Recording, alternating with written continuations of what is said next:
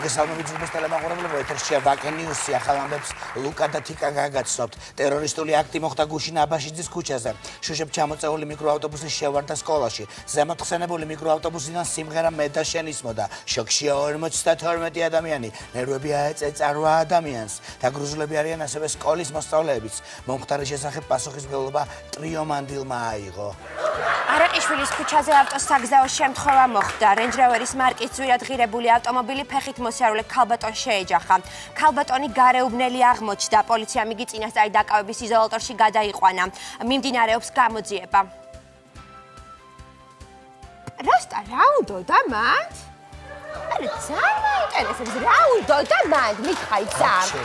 კაცი შაქში ვარ, პრატა რა უდოდა მანდ? აი პროსტა. გაჩენ, მგონი ეთერში.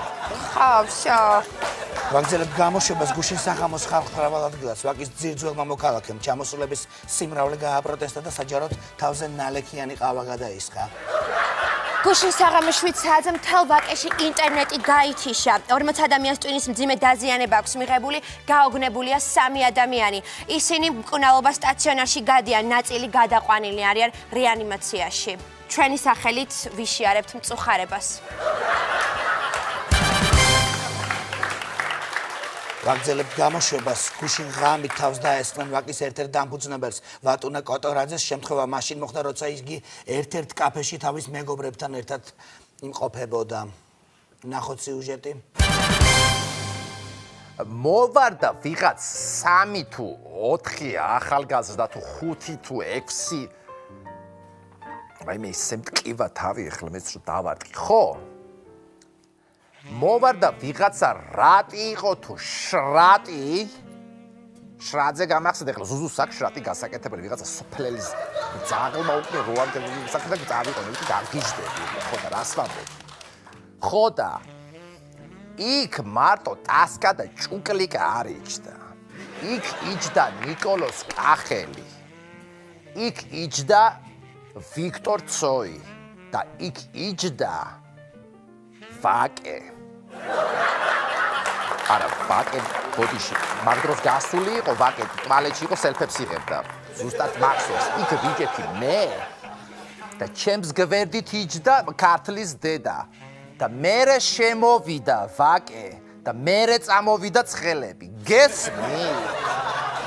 და ესე მარტივად არ იმალება ჩემო კარგო ვაკე ძალიან პატარა და ყველა თავისაზე აგებს პასუხს. არავინ ვერ დაიმალები წყნეთში რომ მიწამახ იქიდანაც კი ამოვთხრი ვინც არის და რაც უნდა იყოს. და 3 წელი მინიმუმ ვერ შემოვლენ ვაკის ტერიტორიაზე ეგენი. ვაკე დაიღალა გესმით ამდენი ხმაურით და სუნაში რაღაცა უბედურება. ვაკე უკვე დაღლილია, ვაკე ქოშინებს. უნდებით ეთერში ახლა ჩვენთან კულტურის სიახლეების დროა. ვაკელმა არქეოლოგებმა გლდანის რეგიონში ადამიანის ნაკვალევი აღმოაჩინეს. მათი ვარაუდით შესაძლებელია, რომ სიცოცხლე ვაკის გარეთაც არსებობდეს. დღეს ვაკის რაიონში მრგვალიბაღი გაიხსნა. მართალია მრგვალიბაღი ბევრად ადრე გაიხსნა, მაგრამ ეს არის ინფორმაცია, რომელიც არასოდეს ბერდება. გუშინ ვაკეში ტრეწელების შეკრება მოხდა. ისე ტრეწელების რა გჭირს? გავაგზავნებთ გამოშვებას. გუშინ ვაკეს სისვეცკის 100 წელი შეუსრულდა. ქალაქში ჩაჭრდა ღონისძიებები და დაღლილი ვაკელის ძეგლი პეროთი შეამკეს. ვაკე მილანის ავიახაზებთან ხელშეკრულება გააფორმა და სულ მალე ფრენები პირდაპირ ვაკიდან განხორციელდება. კეკელიძე პრაღა, აბაშიძე პეტერბურგი, არაყიშვილი კიევი. ნახოთ ახლა გამოკითხვა განათლების რა დონეა ვაკეში ტასკუს სიუჟეტში გავიგებთ. ვიცი ხო. მერე გამარჯობა. ერთი წუთით ვიღ. თუ იცით როდის დაარსდა ვაკე? ვაკე ბიჩალი ჩემთო. არა, უბრალოდ გეკითხები. რა შეკითხვა, ვაკე სულ იყო.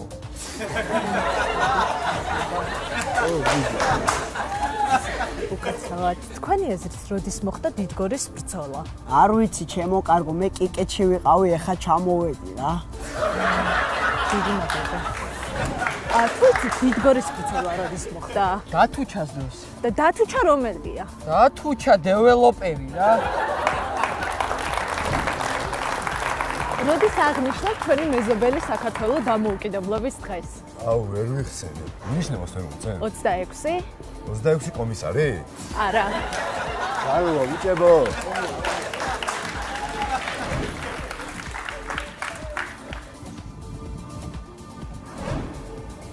გამარჯობათ უკაცრავად. თქვენი აზრით როდის მოხდა დიდგორის ბრძოლა? წინა კვირაში რო პერესტრელკა იყო კეკელიზე აბაშიძე რო და თიკუნას ბოჭიკის გამო რო დასხმაგდა. არა. თვითონ დიდგორის ბრძოლაზე გეკითხავთ როდის? დიდგორის 1028 მე ძალიან ბევრი რაღაცა ვიცი დიდგორის ბრძოლის შესახებ. პირველ რიგში რა მინდა ისე გითხრა რა, დავით აღამაშენებელი როგორც მეფე რა, მე მაგრად არ მევასებოდა რა. მაგრამ შეიძლება ვიღაცისთვის ძალიან მაგარი ტიპი იყო და ოჯახისთვის ახლობლების, მაგრამ მე მაგრად არ მევასებოდა როგორც ტიპი რა. იმიტომ რომ აი რა თუ უნდა და პროსტო 40000 ყივჩაღი რო ჩამოათარეა ვაფშე. აი რა თუ უნდა და დაავსო ჩამოსულები და აი ელემენტი უკან გზად შახერეგა და რა ნივთიერება ვაფშე ხერეგი. ანივთიერება ვაფშე. ელემენტარული არისო და ტიპა რომ საზოგადოებრივი თავშეყრის ადგილზე აბჯარი არ უნაცმოდა და ელემენტარული რო არის ეს ტიპა რა ეზე ველაპარაკა. კარგი, დიდი მადლობა უკაცრავად. რომელ არხზე გავა ეს სიუჟეტი? რუსთავი 2-ზე. რუსთავი არის რომელი? ესე იგი პირველი არხი, იმედი, GDS-ი და მე-4. მადლობა დიდი. ვაგრძელებთ გამოშვებას. გუშინ გაიმართა საპროტესტო აქცია ვაკეში. მონაწილეები ვარგეთილთან უვიზო მიმოსვლას აპროტესტებდნენ. ხვალ 10 საათიდან 12 საათამდე დოლიძის ქუჩას წყლის მიწოდება შეუწყდება. გუკა შედის საბანაოდ და ხოიცდეკ წყლის გიჟია. ახლა ვნახოთ ჩვენი სიუჟეტი თუ როგორ დაარსდა ფალიაშვილის ქუჩა. ამას ყველაფერს ვასკა მოგვითხრობს. ჩვენი ხავი ვიყოფებით ვაკეში, კერძოდ კი ფალიაშვილის ქუჩაზე. ძალიან დიდი ისტორია აქვს ჩემო მეგობრებო ვაკის დაარსება საერთოდ. ვაკე კი დაარსა ცნობილმა საზოგადო მოღვაწემ, შემდგომში უკვე ვაკის დამაარსებელმა ბატონმა ვალერიან კეძაღუამ. ვაკე მისი ინიციალებით შეიქმნა საერთოდ ვაკე. ბატონი ვალერიანი იყო პირველი პეროს მფლობელი და ამიტომაც მისი სახლი არის პირველი ნომერი. ამ სახლში ახლა ცხოვრობს ბატონი ვალერიანის შვილიშვილი დუდუ. დუდუსთან ვაკის ცნობილი საზოგადოება და მთელი თბილისი იკრიბება. მოდით გავესაუბროთ დუდუს.